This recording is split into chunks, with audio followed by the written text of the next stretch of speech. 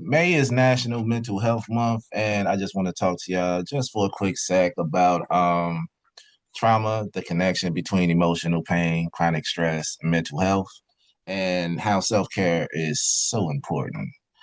So, trauma, stress, and depression. So, we need to understand the connection between emotional pain, chronic stress, and mental health. So, that connection is if you're having emotional pain, and it can actually lead to physical pain and decrease your mental health stability. So, in order to combat that, we have to learn a few self care tools that's going to help support healing and emotional balance.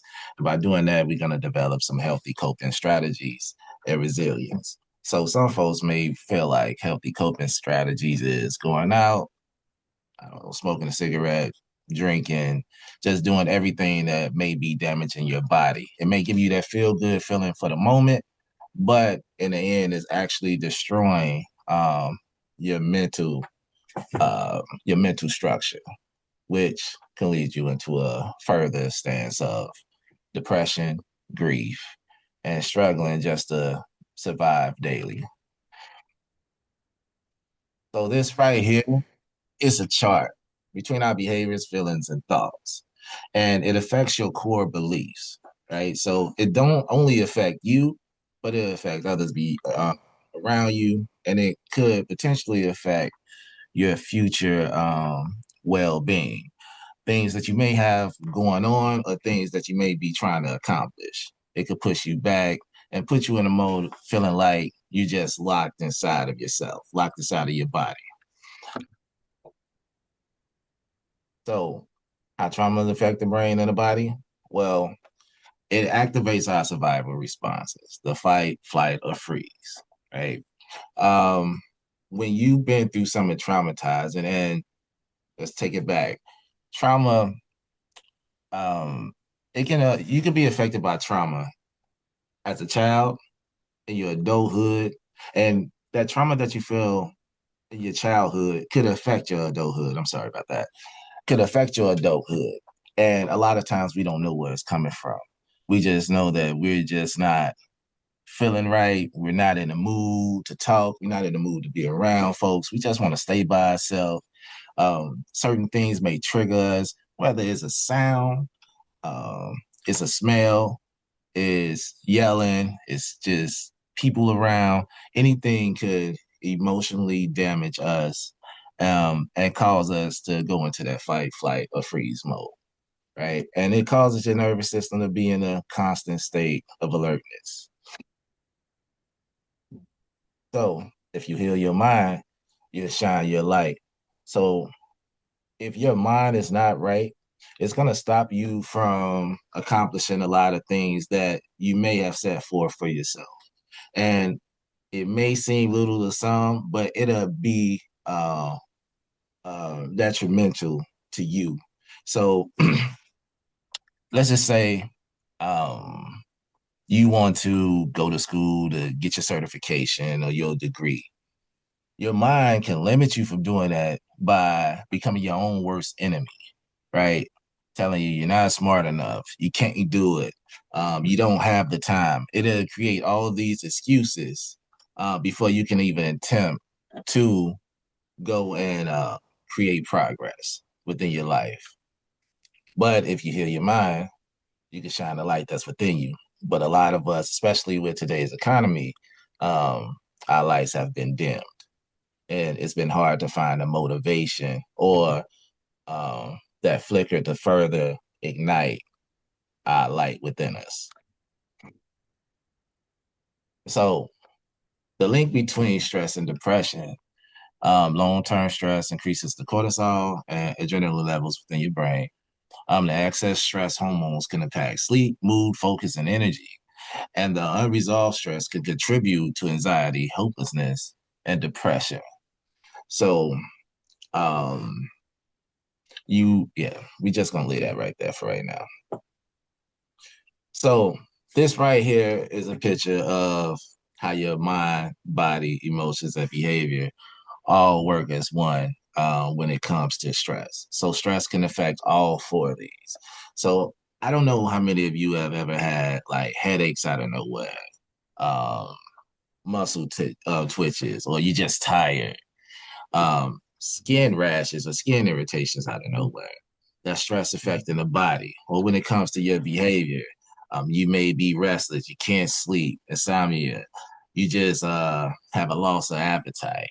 You're starting to fall or mess up things around your house, in your car, anything that's affecting your behavior.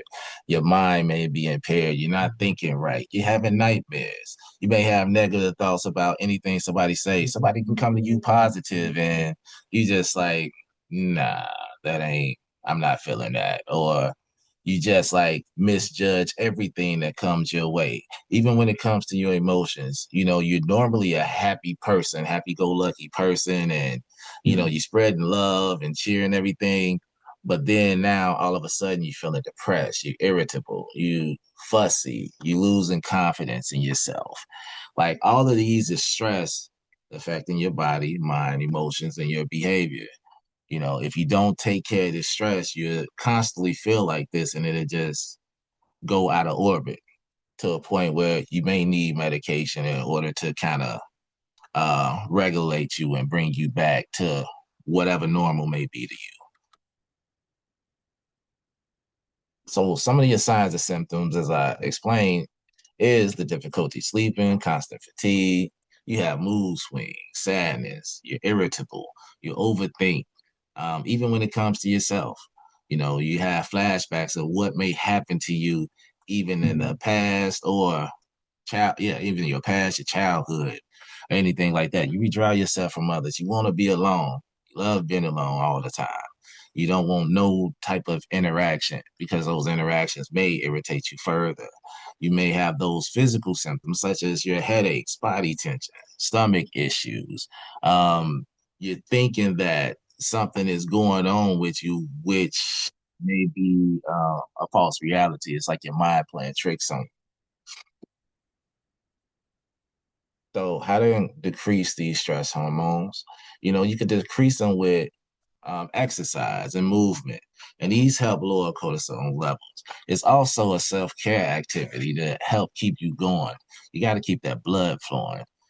As we get older, as gravity plays like a mean trick on us. It's steady pushing down on our body. So if you see older people, 80s, 90s, or whatever, start to walk with that hunch in their back, they can't look up, a lot of them tend to sit a lot because they retired. They like, hey, I earned this. Sit around, watch TV, but we are humans. We need that blood to continue to circulate throughout so that we can be healthy.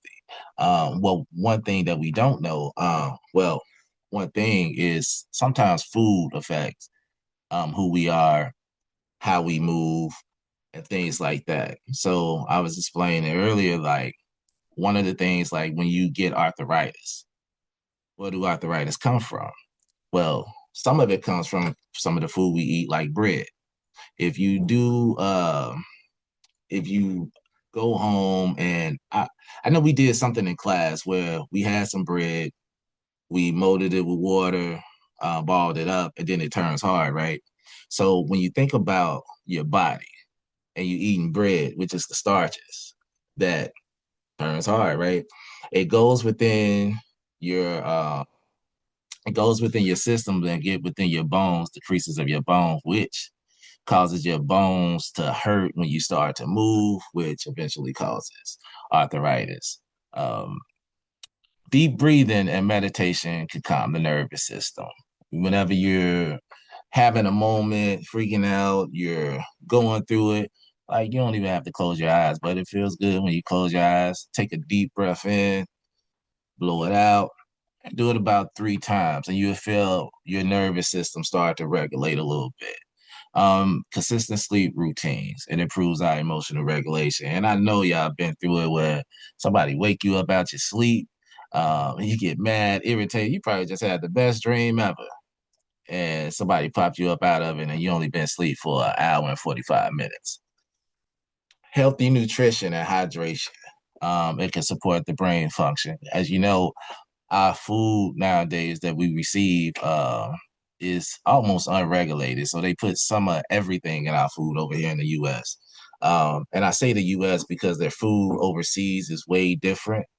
A lot of the country do not allow GMOs or other chemicals that we put in our food over here, which messes up our brain function, messes up the nutrition we supposed to receive. We're only getting half of the nutrition in some of our food. So healthy nutrition, making better lifestyles choices, it can help us think better, feel better, and want to move around and do better. So these are the 8 dimensions of wellness. So we have social, emotional, spiritual, intellectual, physical, environmental, financial, occupational, and I said social. So if you look at these screens and you could think to yourself, well, just come out and say something, but how many of these have actually affected your mental health? All of them, right? So, and what has been done in order to regulate them, in order to fix it? You know, so let's take a mental picture, think about how you've been affected, and then think about what can be done to help regulate it. One of the number one things, as I mentioned earlier, is self-care. So if you apply self-care to each one of these, then it may act as that natural medicine to help you get over whatever you may be going through. Because we humans, we all go through something, right? But when we act like it's nothing. And what's the regular thing we say when we say, "How you doing?" I'm okay. I'm doing well. I'm fine. But a lot of times, a lot of folks ain't. So healing from past pain and trauma. All right. First thing we have to do is acknowledge that we've been through these painful experiences instead of suppressing them. A lot of times we act like nothing ever happened to us, which may be fine if you don't keep going back to the past and looking at or feeling that pain that has been paining you for all of these years. You got to face what you've been going through instead of suppressing them. And that's the way that sometimes it won't fully go away, but, you know, just being able to process what you've been through, it'll help you little by little, and you'll see the progress that you've been making in order to get rid of that painful experience. We build healthy support systems and safe relationships. Some of us have people we could talk to about what we're going through. Some of us have nobody. But if you don't, you know, um, one of the things that you can do is write, journal, talk it out. You know, um, Speak out what's going, and that way you're releasing that pressure um, of what you've been dealing with. Practice forgiveness, self-compassion, emotional expression. Whoever did something to you in the past, they going on living their life, and you just going on year after year just hating them. Putting all this hate, spending your spiritual energy just attacking this person when they not even thinking about you no more. Practice forgiveness for whatever you went through. Give yourself self-compassion, and don't be afraid to express yourself emotionally, but learn how to regulate it to whereas you're not trying to emotionally damage nobody else. And don't be afraid to seek professional therapy or trauma-informed support when needed. There's nothing wrong with therapy. When we bring up therapy, people say, "I'm not crazy." That's the first thing that we say when you don't have to be crazy in order to go to therapy. And if you don't want to seek therapy, hey, excuse me, therapy could be talking to your friends or having that safe support system. But like I said, if you don't have it and you feel like you got to release it and you don't want to release it through the journaling and everything, seek therapy, seek professional help. It's okay not to be okay. All right. So, and that brings us to the daily self care guidelines. All right. Whatever you do in self care, because we always say we don't have time to do, we don't have time. If you don't have time for yourself, how can you have time for everybody else? All right. So make sure whenever you're doing your daily self care, set guidelines, protect your peace. Spend time outdoors, get that sunlight regularly. Remember, the sun is natural vitamin D. We need it. And the sun and depression, it has a link. If you don't get enough sun, a lot of folks become depressed. Limit negative social media and stressful environments. Journal your thoughts, emotions, and gratitude daily, and create routines that promote rest and emotional stability. Remember, if you don't take care of yourself, how can you continue to take care of others? Self care is the best way to heal. So, some of the self care ideas. I don't know what y'all do, but sometimes it could be listening to music, common music, or guided meditation. Create activities like art, poetry, photography, singing, walking, spending time with your friends and family, pray, mindfulness or relaxation activities. And remember, when you're doing mindfulness or prayer, you don't always have to close your eyes. You can look up to the sky. You can walk and talk. However you pray, however you want to do mindfulness, however you want to relax, you do it your own way because that's what makes us who we are. So, building resilience and hope. So remember that healing takes time and consistency. Just because you do it for a day or two and you don't see any changes, don't mean you should stop. All right. Keep on pushing at it because you eventually see that progress. And remember, the small daily habits can create major emotional change. So think about the things that may be harming you or delaying you in becoming whatever you want to become later on in life or whatever you want to do later on in life. Those small daily habits that's creating that pain or whatever in your life, it can help to create a major emotional change if you decide to change something within yourself. You are not defined by your trauma or pain, and support, connection, and self awareness is help recovery. And remember this guy never stop learning, trust yourself, always give 100%, and remember that all things are possible. As Obama say, yes, we can, or yes, I can, yes, I will. Remember to forgive yourself for any past pains and everything that you've been through. Think positive, take care of yourself, know your friends, and definitely know your enemies. That is it. That is all. Thank you.